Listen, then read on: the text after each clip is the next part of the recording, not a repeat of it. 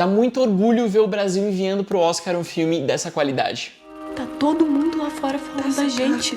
A Vera não sabe o que tá acontecendo. Essa carta! Você tá mentindo pra gente!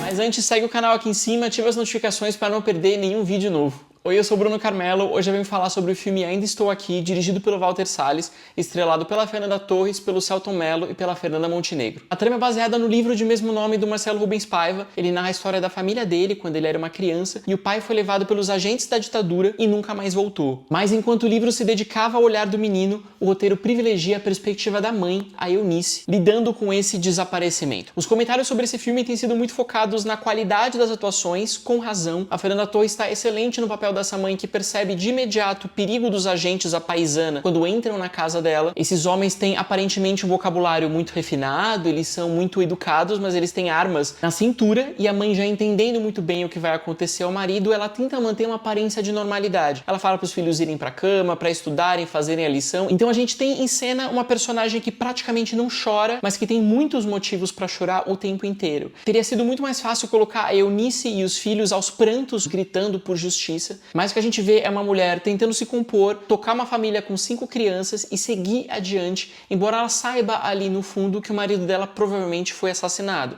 E é de cortar o coração ver essas pessoas sofrendo em silêncio e tentando fingir que tá tudo ok. Já o Selton Mello encarna esse pai, o Rubens Paiva, que foi um ex-deputado. Ao ser abordado pelos agentes do DOI-CODE, ele já entende o que vai acontecer com ele, mas também tenta transmitir aos filhos a impressão de que o seu depoimento vai ser apenas uma formalidade. Por isso o que Walter Salles traz aqui é basicamente um drama com nível de tensão de um suspense, porque a gente parte de uma família muito alegre, que tem sempre as portas abertas, as janelas abertas, recebe muitos convidados, mas no fundo tem a consciência de que aquela alegria pode ruir a qualquer momento, e nesse sentido é fundamental que o roteiro dedique tanto tempo a construir a dinâmica familiar. Pelo menos 30 minutos ali no começo são utilizados só para que a gente compreenda como funciona essa família no dia a dia. Cada um dos filhos tem o tempo de apresentar sua subjetividade, sua personalidade. A gente vai ver a mãe brincando com os filhos se provocando, o que é mais próximo do pai, o que é mais próximo da mãe. Walter Salles promove uma crônica muito rica e que é muito fácil de identificação para o espectador. A gente consegue identificar ou nós mesmos ou outros membros da nossa família naquelas pessoas que estão ali. Além disso, essa parte inicial é praticamente uma aula de cinema em termos de enquadramento, direção de fotografia e montagem. Desde a primeira cena, a gente tem uma câmera que sai da praia onde os irmãos estão jogando vôlei, se divertindo no mar, e vai acompanhá-los em longos planos para dentro da casa, e daí ela sai da cozinha para o escritório, do escritório para os quartos. A gente vai acompanhando com uma fluidez impecável. A câmera e a montagem vão deslizando de um rosto para o outro, de um personagem para o seguinte, com uma agilidade e um dinamismo que muitas pessoas tentam imprimir nos seus filmes e não conseguem. A gente costuma dizer que os grandes diretores são detectados pelas cenas de jantar, porque quando a gente pensa todo mundo disposto numa grande mesa, alguns de costas para a câmera, outros de frente, a questão de onde você enquadra, onde você coloca a câmera, por quanto tempo para filmar todo mundo, representa um dos maiores desafios, por incrível que pareça, aos grandes diretores.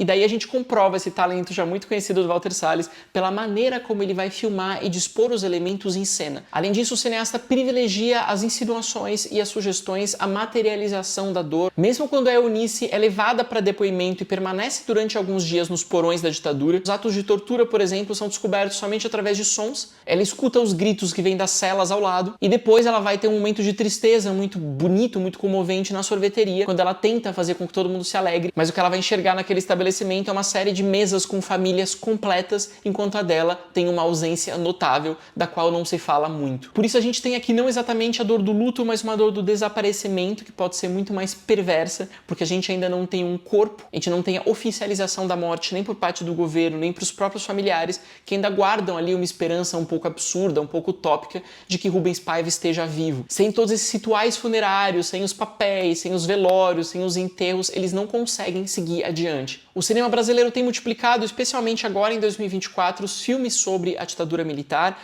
A gente teve Ainda Somos os Mesmos, Entre Linhas, O Mensageiro, que sempre se colocaram, obviamente, do lado dos civis contra os ditadores, contra os militares. Mas esses diretores estimavam que era muito importante mostrar como os generais eram perversos e malvados e como os artistas ou os cidadãos comuns sofreram na condição de vítimas. A gente teve nesses filmes recriações muito literais, muito explícitas e diretas dos atos de tortura, das pessoas sofrendo nos porões. Em contrapartida, o filme do Walter Salles acredita nessa capacidade de abstração e de compreensão do espectador sem precisar materializar os horrores do que aconteceu ali nos anos 60 e 70. Essa morte presumida e muito óbvia do Rubens Paiva vai se materializar em outros símbolos, vai se concretizar, por exemplo, na morte do cachorrinho da família e mostrar que a gente pode estudar esse período pelo impacto que ele teve dentro dos lares. Essa é uma maneira muito bonita de falar que a ditadura afetou não só os grandes ícones da esquerda, que a gente lembra com razão, mas também famílias inteiras, gerações inteiras, uma sociedade inteira. E isso também comprova ao público que a gente pode representar a violência sem filmar a violência. A gente pode fazer referências ao real sem reconstruí-lo em frente às câmeras. E aí se encontra uma das maiores potências da arte e do cinema.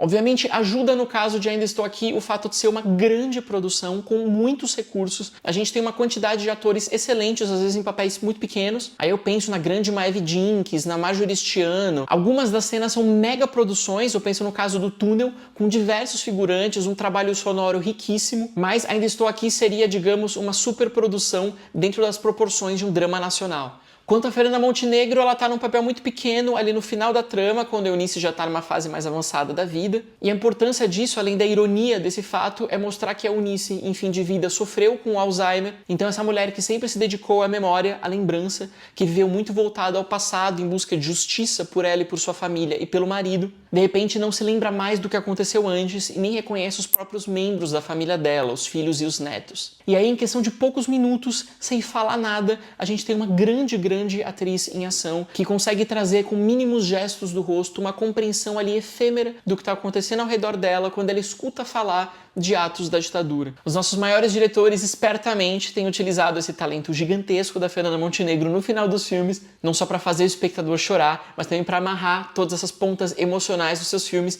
e aí eu penso também no caso do A Vida Invisível do Karim Enouz. No que diz respeito à indicação ao Oscar, eu acredito que a gente tenha de fato um filme com grandes chances de conquistar uma dessas indicações, não só porque ele é muito bom, mas porque ele tem os recursos, a estrutura para fazer campanha para isso. O Brasil tem enviado filmes excelentes nos últimos anos, como Marte 1, por exemplo, mas eram produções de orçamentos muito menores, de estruturas menores. Agora, com o Walter Salles, com a Sony Pictures, com a RT Features, a gente tem a crença de que, além de ter um filme excelente em mãos, a gente tem artistas e produtores capazes de viajar aos Estados Unidos, fazer várias projeções, encontrar os votantes e, portanto, fazer com que o filme seja lembrado ao longo dessa extensa temporada de premiações. Mas a gente precisa disso para coroar a qualidade do cinema brasileiro?